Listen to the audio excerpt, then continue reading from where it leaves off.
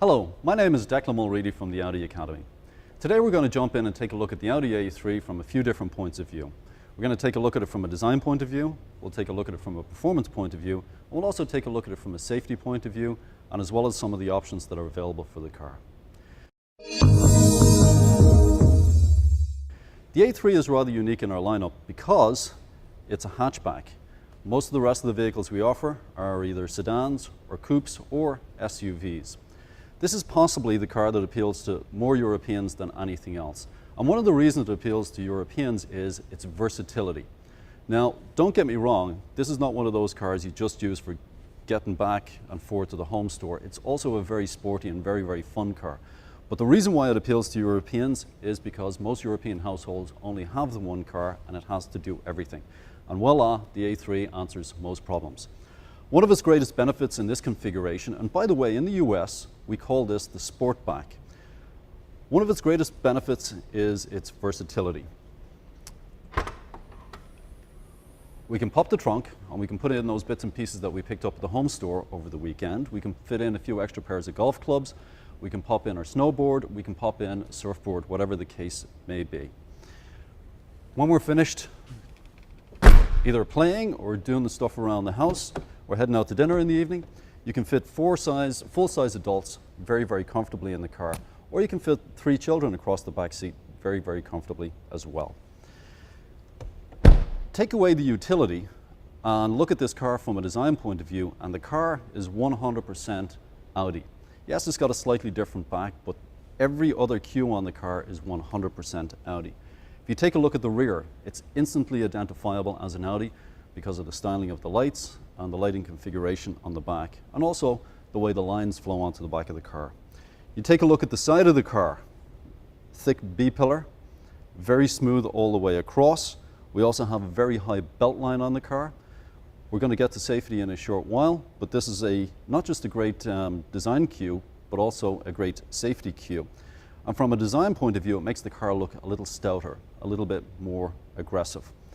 As we move down the car, as you look around every Audi, you're going to notice that fit and finish is one of our greatest things, or one of our most important things. And when you look at the paint finish on this car, it's nothing short of spectacular.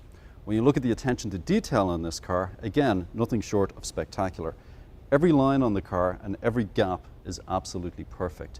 If you follow every line on the car, every one of them actually goes somewhere. There's nothing on there that ends nowhere. Every one of them has a job. Then we get to the more traditional bits and pieces. And you take a look at the full single frame grille, instantly identifiable as an Audi. We also have the LED lights, which are available on this car, again, instantly identifiable as an Audi. We also have the lower grille openings, again, instantly identifiable as an Audi. These are just a few short, quick things, but needless to say, the A3 hits all the boxes from a design point of view.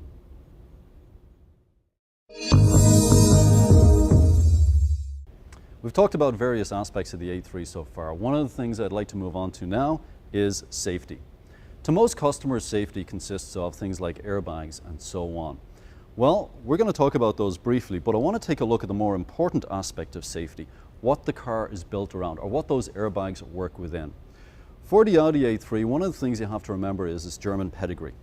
When cars get into an accident over there, they're typically traveling at higher speeds, so it's the safety cage that will do more work at deflecting energy than anything else. Now, airbags are useful. However, let's take a brief look at the safety cage. First of all, we have 2 very strong frame legs sitting out front that have built-in crumple zones. Next, the engine will drop and move underneath the car in the severest of accidents. Why don't we move back and take a look at the protection we actually have around the driver and the passengers. Starting out at the bottom of the A-pillar, we have a very rigid steel safety frame that moves up from the A-pillar through the B-pillar and then down into the C-pillar and finally in the D-pillar. The benefit of this is that when the car gets hit, the energy is sent through this cage. Now, to give you an idea of how well built this car is, why don't we open up the doors and take a look at the B-pillar. For most cars, when you take a look at the B-pillar, if you try to put your hands around the B-pillar, you can actually get your fingers to touch on both sides. This is very definitely not the case with the A3. if you look at this incredibly big, beefy structure. Now, frontal accidents are a lot easier to deal with than side accidents. And the reason why I say that is you've got a massive amount of space to get rid of all that energy from a crash. However, when you get hit side on, you literally only have about a foot of energy, or a foot of space to get rid of all that energy. So, besides the very stout A-pillar, besides the airbags, which we have a curtain and a side seat airbag, we have multiple beams in each door. So now when the car gets hit, instead of the energy trying to move inwards, it actually moves sideways. Take all these things I've shown you so far. These are the reasons why this car earns a top pick from the Insurance Institute for Highway Safety. Now, all of this is good stuff, but if you could avoid that accident, it would be even better. Earlier on I mentioned ABS, but there's another feature that we can bring in here which is even better, and this is called ESP. Basically ESP, it stands for Electronic Stability Control, and what its job is to prevent the car from skidding out or getting you into a situation that you can't get yourself out of.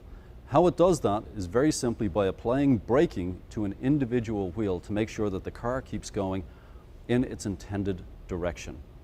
You take all of this, you put it together, it makes one very, very safe small car.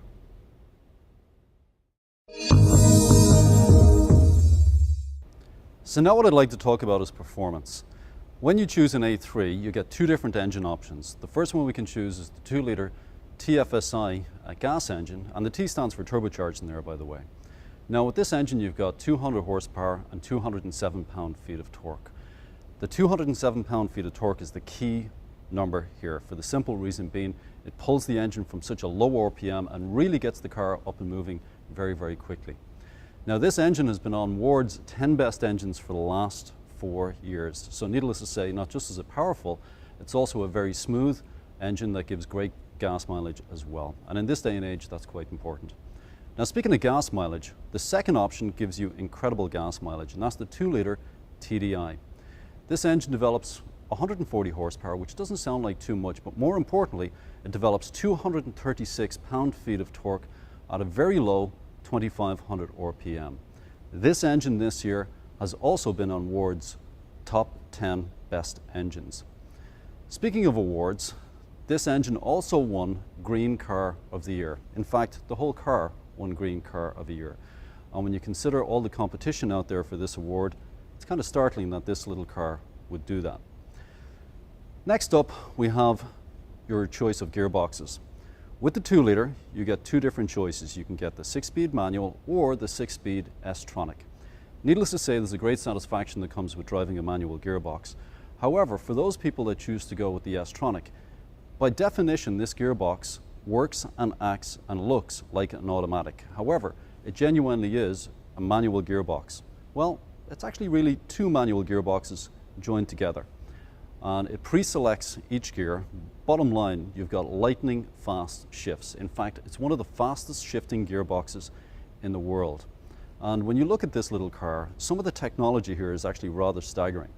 The transmission in this car actually shares a lot of its technology, or at least from a design point of view, with a car like the Bugatti Veyron. Now, performance is a lot more than just engines and gearboxes. It also takes into account things like handling and control of a vehicle as well. So why don't we take a look at some of the features that makes this car such an exceptionally well-handling car.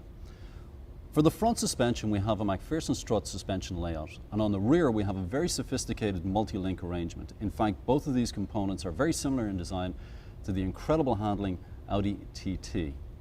Speaking of components that are similar to the Audi TT, next up would be the braking system. We have 4 large disc brakes. The fronts are ventilated, and one of the benefits of a ventilated disc brake is that it gives you consistent stopping regardless of whether you're in a mountain range or on a highway at high speed. Next up, as a support system for the disc brakes, we have ABS, and the benefit of ABS is that it gives you the ability to apply the brakes fully while still maintaining steering control. Speaking of control, one of the next features that we have, it's one of the hallmarks of the Audi brand, and that is Quattro. One of the greatest benefits of Quattro, besides the usual thing that people think of, which is snow, is the fact that it gives you more control in wet weather, but it also gives you more control in dry weather. Speaking of control, next up is some of the suspension we have available. When you get the car with an S-Line package, we also recalibrate the suspension. We put slightly stiffer springs, we recalibrate the dampers to give you a more sporty ride. But one of the nice things about this is that the car is still comfortable around town.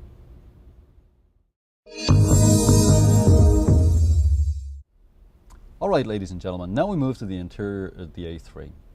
From an enthusiast point of view, this is an absolutely fantastic place to be. Or for somebody that enjoys a more comfortable car, also a great place to be.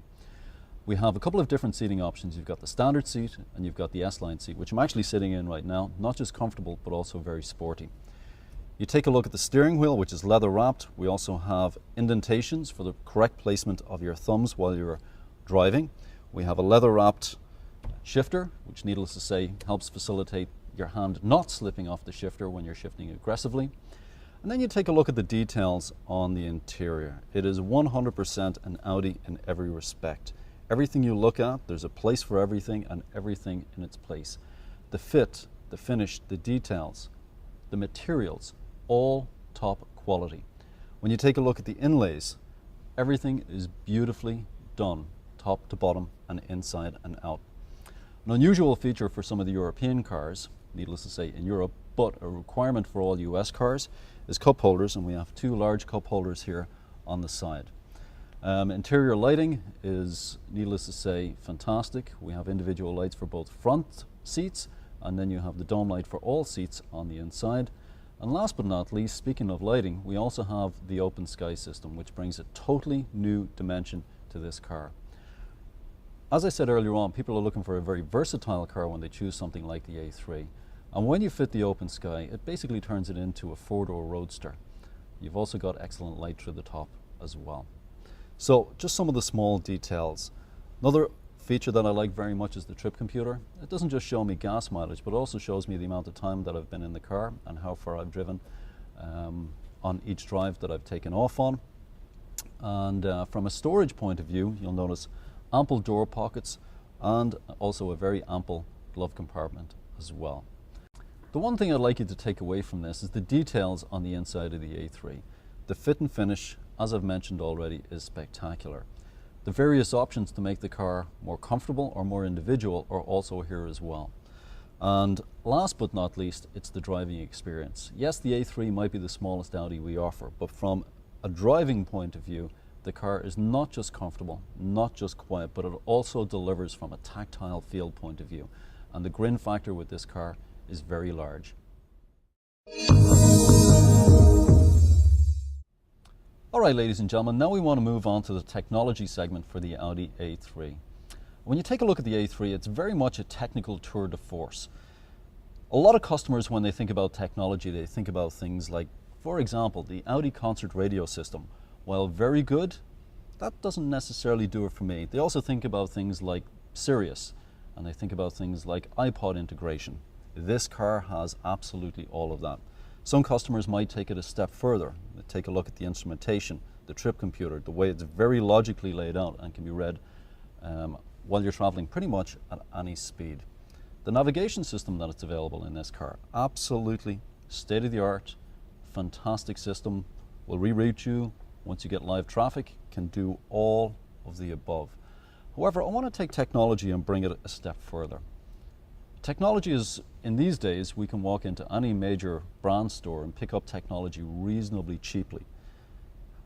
But from a technology point of view, when you're talking about an automobile, think about the way it's designed from the ground up, or think about technology from an engineering point of view. We have a car with a 2-liter turbocharged engine that puts out great horsepower, incredible torque, gets wonderful performance, and gets fantastic gas mileage. Look at those, they're diametrically opposed. This car yet does it.